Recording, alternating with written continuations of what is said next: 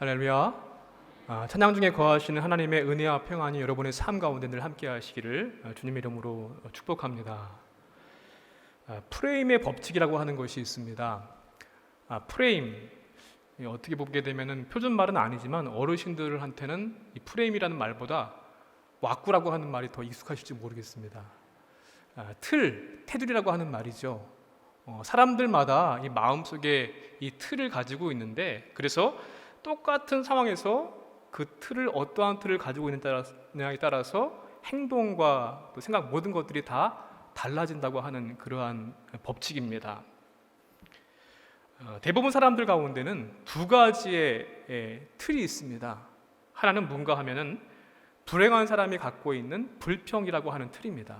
이 틀을 가지고 보게 되면 모든 것이 다 불평과 절망 아닌 것이 없습니다. 또 하나는 행복한 사람들이 가지고 있는 하나님이라고 하는 틀입니다. 하나님이라는 틀을 가지고 보게 되면은 모든 것이 그럼에도 불구하고 감사이고 은혜 아닌 것이 없습니다. 그래서 아무리 나쁜 상황이라고 할지라도 이 하나님이라는 틀을 가지고 있으면 마치 독수리가 비상하는 것과 같은 그러한 삶을 살 수 있습니다. 특별히 우리는 하나님이라고 하는 틀, 게다가 오늘 저녁은요, 하나님 찬양이라는 틀을 가지고 우리의 삶을 다시 한번 결단하고 또 그렇게 살기를 다짐하는 그런 은혜의 시간 되시기를 주님 이름으로 축복합니다. 시편 43편의 말씀은 앞에 있는 42편의 말씀과 함께 봐야지만 이해가 더 쉽습니다. 성경학자들은 이 43편과 42편의 말씀을 하나의 문학 단위로서 하나의 시편이다, 쌍둥이 시다, 이렇게 보고 있습니다. 그래서 그 42편 앞부분을 보게 되면 표제어가 붙어 있습니다. 고라 자손의 마스길, 이렇게 표시되어 있는데, 고라라고 하는 사람은 모세 시대 때에 모세와 아론의 권위에 도전을 했다가 함께 했던 많은 무리들과 함께 땅속으로 갈라져서 그 안에 들어가서 멸망을 받은 사람이 고라입니다. 그런데 고라의 자손들은 이 고라를 따라서 반역에 동참하지 않았습니다. 그래서 나중에 보게 되면은 하나님의 성전의 문지기로서 또 다윗 시대의 찬양대 그 일원으로서 활동했던 것을 우리가 볼 수 있는데, 고라의 마스길이라고 하는 것은 바로 고라의 교훈시라는 것인데, 이 42편, 43편의 말씀을 보게 되면은요, 이 시인이 어떠한 상황이었는가 하는 것을 우리가 잘 알 수 있는데, 어떠한 사람들은 다윗이 쓴 것이다, 그것을 고라 자손이 편집해서 넣은 것이다, 이렇게 주장을 하기도 합니다만은, 중요한 것은 이 시편을 썼을 때 시인의 상황입니다. 아마도 성전에서 예배를 담당했던 그러한 직임을 감당했던 사람인데 지금은 그 일을 감당할 수가 없습니다. 그리고 고국 고향에서 쫓겨나서 저 멀리 바벨론 땅에 포로로 끌려가서 더 이상 예배할 수 없는 그러한 한을, 이 시편의 내용들을 계속해서 읽어보게 되면 그러한 시대가 아니었을까 하는 것도 추측해 볼 수 있죠. 어찌되었든 이렇게 어려운 현실을 만나고 예배를 그리워하고 한이 있는 그러한 상황에 있을 때 우리는 어떻게 해야 할 것인가? 이 시편 43편의 말씀을 통해서 우리가 교훈 받을 수 있는 것이 있는데, 먼저 첫 번째로는 그러할 때에 하나님을 찾고 부르고 간구하라는 것입니다. 우리 1절의 말씀 함께 읽어보겠습니다.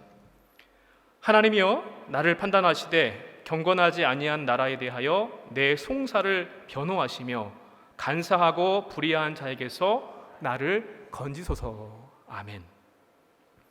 지금 시인은 억울하고 괴로움을 당하고 있습니다. 그래서 그것을 표현한 것이 경건하지 않은 나라, 간사하고 불의한 자가 이 시인을 지금 괴롭히고 있습니다. 그런데 경건이라고 하는 이 히브리어를 보게 되면 거룩한, 이러한 뜻을 가지고 있는데, 경건하지 않다, 거룩하지 않다라는 것인데, 하나님을 믿지 않거나 하나님을 무시하는 그러한 나라, 그러한 사람들 때문에 지금 괴롭다는 것입니다. 또 간사하다, 불의하다라고 하는 것은 자기 유익을 위해서는 무엇이든지 못할 것이 없는 그런 사람들입니다. 그 사람들 때문에 지금 너무나 괴롭습니다.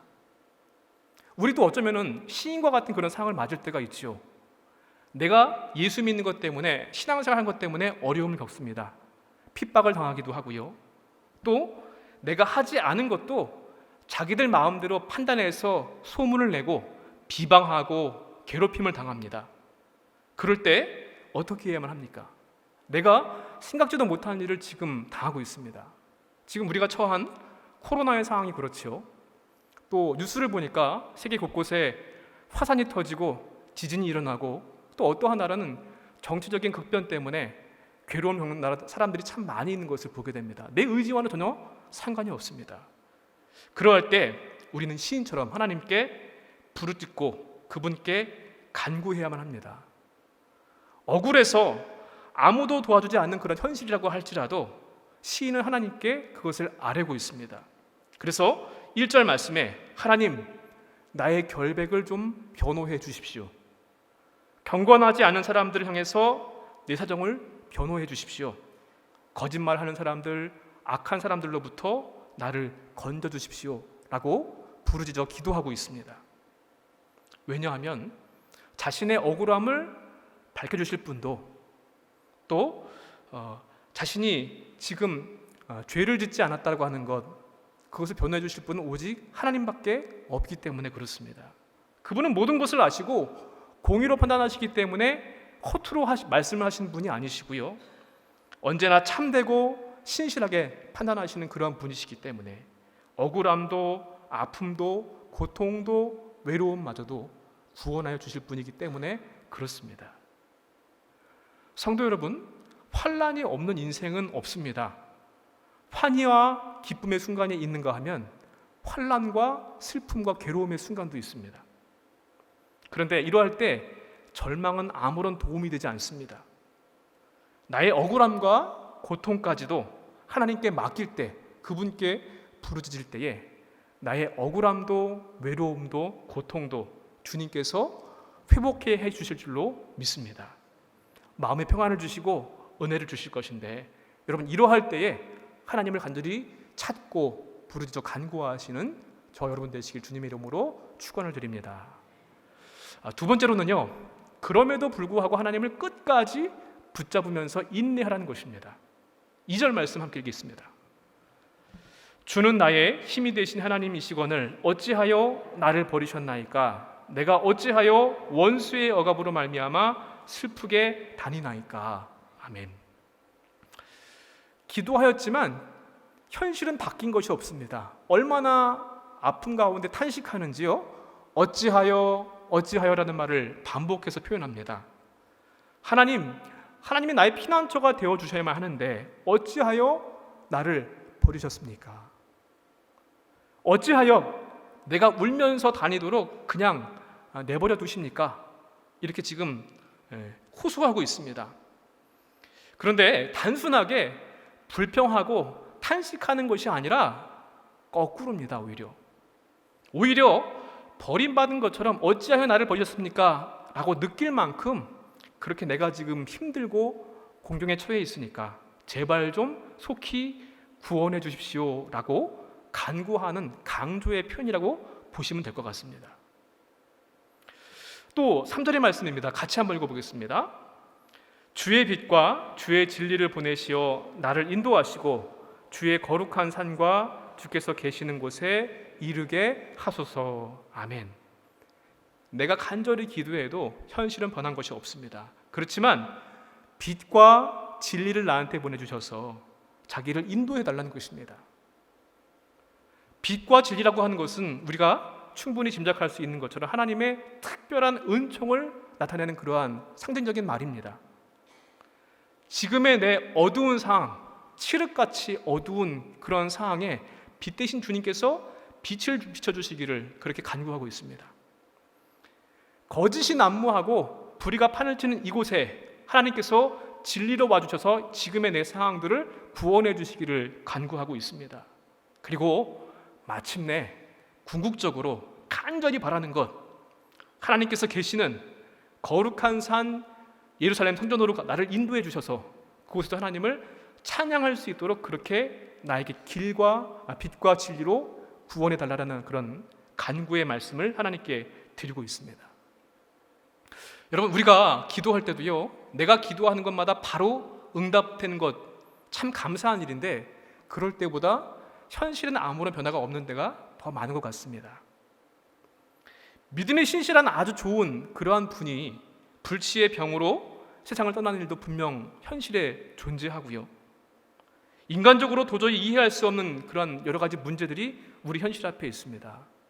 그러나 그럼에도 불구하고 하나님의 치료하심과 회복하심을 믿어야만 하고요, 그럼에도 불구하고 하나님의 선하신 뜻이 있음을 우리는 믿어야만 할 줄로 믿습니다.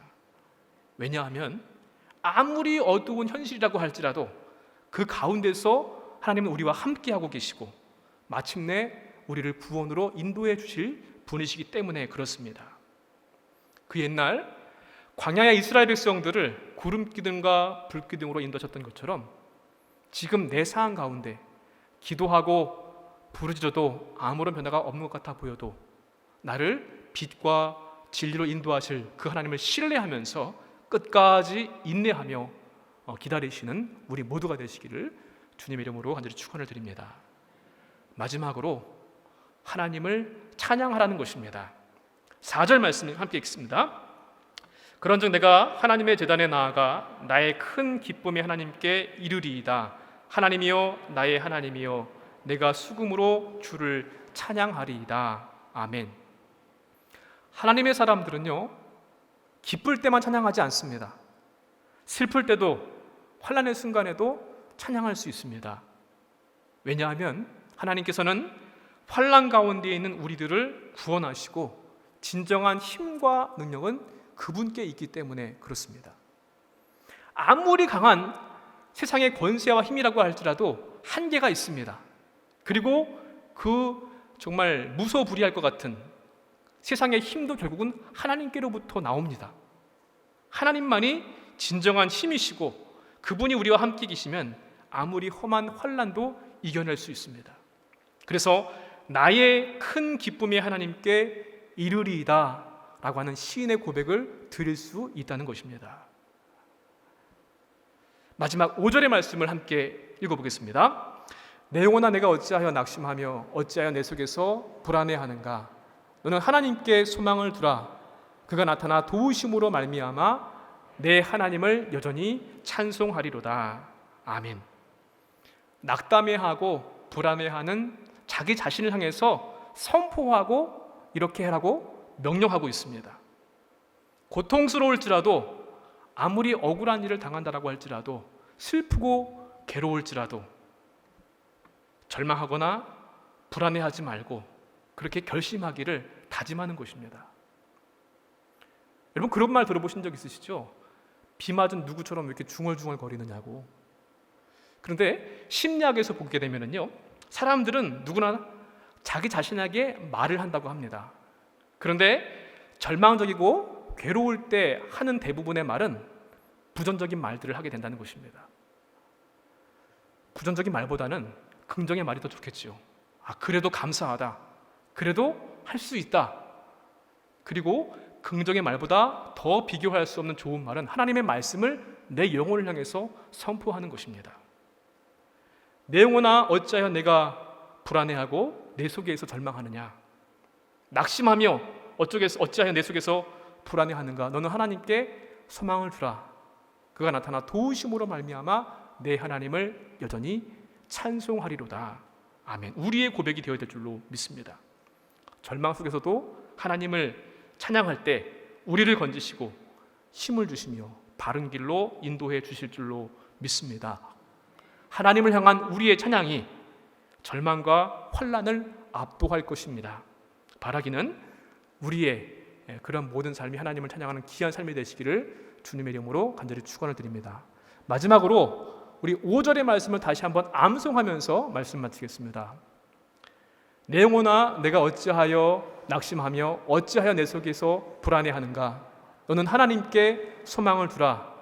그가 나타나 도우심으로 말미암아 내 하나님을 여전히 찬송하리로다. 아멘. 기도하겠습니다. 찬양 중에 임하시는 하나님을 찬양하며 감사를 드립니다. 하나님, 우리의 삶 가운데 뜻하지 않은 많은 환난과 어려움들이 있을지라도 그러할 때에 절망하지 않게 하시고 불안해하지 않게 하시고 하나님을 간절히 찾고 부르짖어 기도할 수 있도록 믿음을 더하여 주시옵소서. 현실이 기도해도 바뀌지 않는다고 할지라도 선하신 하나님을 끝까지 의지하며 인내하며 기다릴 수 있는 넉넉한 믿음 주시길 원합니다.